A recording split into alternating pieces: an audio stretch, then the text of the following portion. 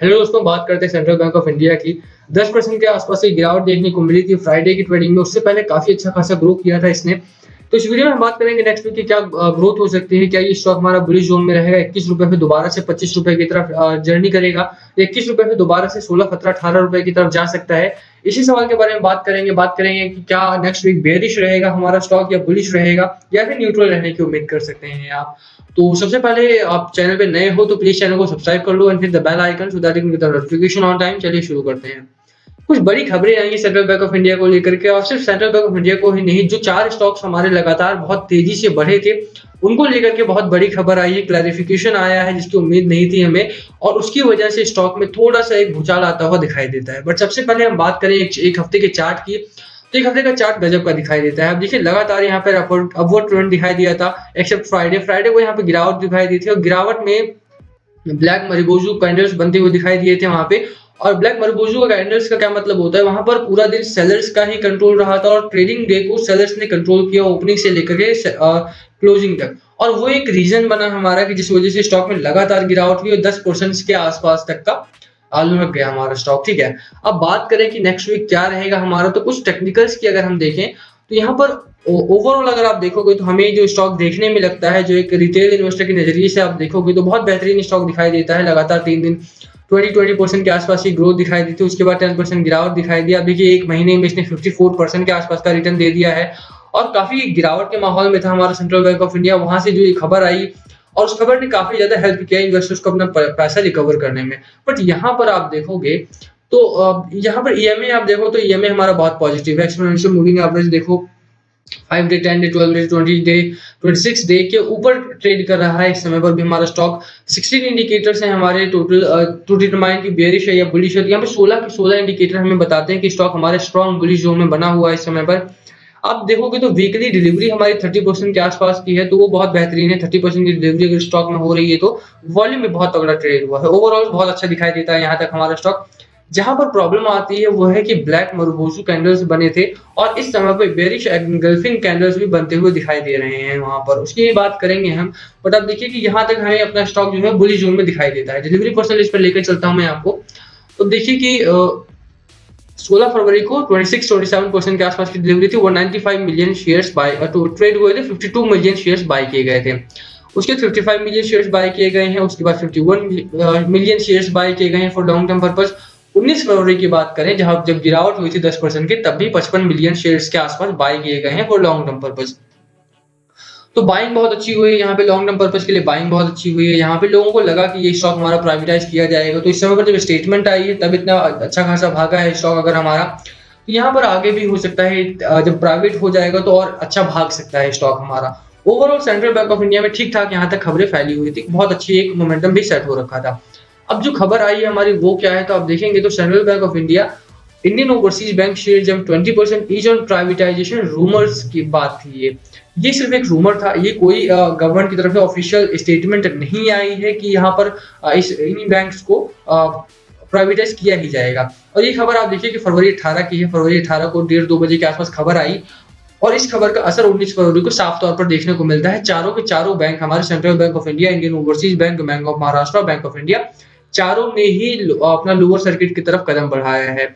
चारों ने ही वहां पर गिरावट दिखाई दी चारों ही स्टॉक्स में। अब खबर को नीचे भी पढ़ सकते हैं, यहाँ पर लिखा हुआ है कि the sharp Uptake in the state owned banks comes after days after News agency Reuters reported that these could be a part of government's privatization drive next fiscal year. Earlier in the Union Budget, Finance Minister Nirmala Sitharaman had announced that the government will privatize 4 banks and an insurance company. 4 bank और एक insurance company को privatise किया जाएगा। However, the government has still not officially announced the names of the bank it plans to privatize. अभी तक government of India ने कोई भी नाम अनाउंस नहीं किए हैं कि कौन से बैंक्स को प्राइवेटाइज किया जाएगा। तो जो चारों बैंक्स भागे हैं वो रूमर्स की वजह से भागे हैं, उनमें कोई भी बेस नहीं था, और यही एक रीजन रहा कि फ्राइडे को स्टॉक में गिरावट हुई थी। अब आप देखिए कि स्टॉक में गिरावट का माहौल बना है हमारा थर्सडे को, और अगर बाजार को भी देखेंगे तो बाजार में भी लगातार एक गिरावट का माहौल है। ठीक है, निफ्टी 50 लगातार चौथे दिन गिरा, निफ्टी बैंक गिरा है, निफ्टी फाइनेंशियल सर्विसेज गिरे हैं हमारे, 4 दिन लगातार गिरावट इनमें भी हुई है।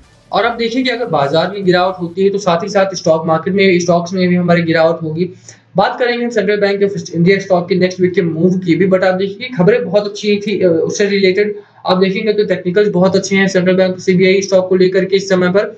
बट उसे एक बाजार से भी जोड़कर देखिए आपकी बाजार किस तरह से मूव कर रहा है और स्टॉक किस तरफ से मूव कर रहा है हमारा, तो ज्यादा बेहतर होगा। तो आप समझ पाएंगे कि नेक्स्ट वीक किस तरह से जाने वाला है। इसीलिए मैं बाजार की भी चर्चा कर रहा हूँ यहाँ पर। आप देखिए कि बाजार में गिरावट का माहौल है, और जब भी बाजार में गिरावट का माहौल होगा तो जो छोटे स्टॉक्स होते हैं हमारे, वहां पर ज्यादा एक गिरावट का माहौल बनता है। छोटे स्टॉक्स पर सबसे ज्यादा असर देखने को मिलता है, छोटे स्टॉक में सबसे पहले गिरावट का माहौल देखने को मिलता है। तो दो रीजन है जिसकी वजह से मुझे लगता है कि सीबीआई स्टॉक में हमारे अगले वीक भी थोड़ी सी एक गिरावट का माहौल बन सकता है। ओवरऑल अगर आप देखेंगे तो टेक्निकल्स बहुत अच्छे दिखाई देते हैं, एक्सपोनेंशियल मूविंग एवरेज के ऊपर हमारा ट्रेड कर रहा है। हालांकि एक सपोर्ट जोन ब्रेक हुआ था 22 रुपए के आसपास का, एक सपोर्ट जोन हमारा था इस स्टॉक में, और वो ब्रेक होता हुआ दिखाई दिया था।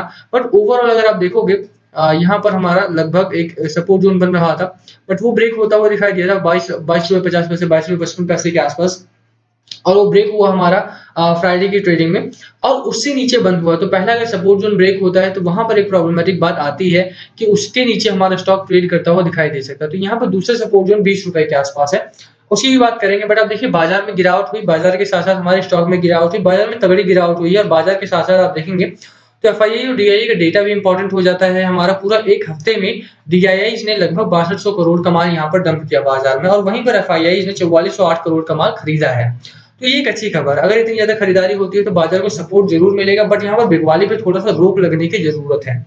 बात करें central Bank of India specific की, तो आप देखिए कि सेंट्रल बैंक ऑफ इंडिया के टेक्निकल्स बहुत अच्छे दिखाई देते हैं यहाँ पे ओवरऑल, बट यहाँ पर बेरिश एनगल्फिंग कैंडल्स बनते हुए दिखाई देते हैं, जहां पर जो अगर आप देखेंगे तो यहाँ पर स्टॉक जो है हमारा वो थोड़ा सा गिरावट के माहौल में आ सकता है।